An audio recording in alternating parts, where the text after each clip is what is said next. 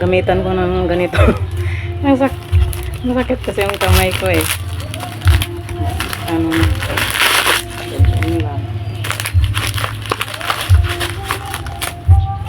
Tapos itong balat hindi ko tatapon kasi gagamitin ko pang ano, pag magsaing. Mas mabilis kasi yan. Mabilis siyang mag ano,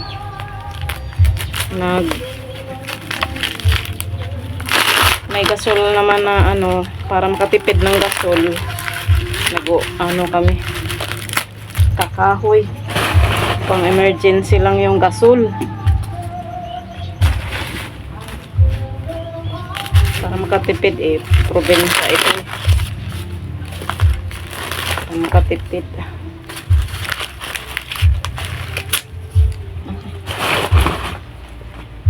Tapon ko lang doon kay para matuyo. Kasi mahirap kasi tanggalin yung ano ba, pag hindi siya ano masyadong tuyo. Ano, maliliit siya. Merong malaki, maliliit. Hindi pangit yung mais ngayon, maraming lugi sa sobrang init, walang ulan, tagal na umulan. Buti nga umulan eh nung nakaraan.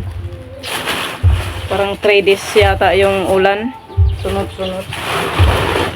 Kaya nakatanim ako ng gulay.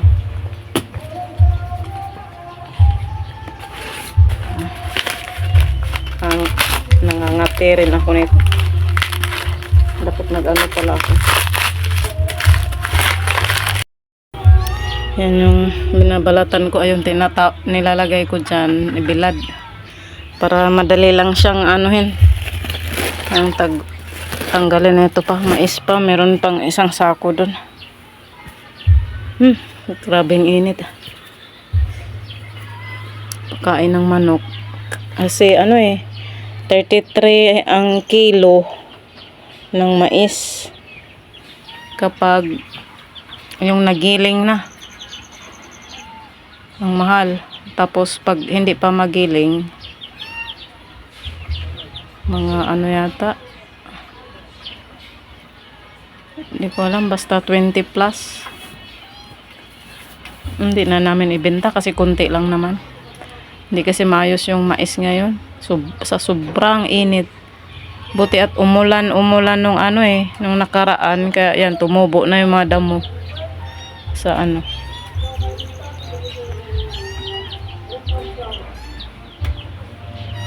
O siya, sige guys.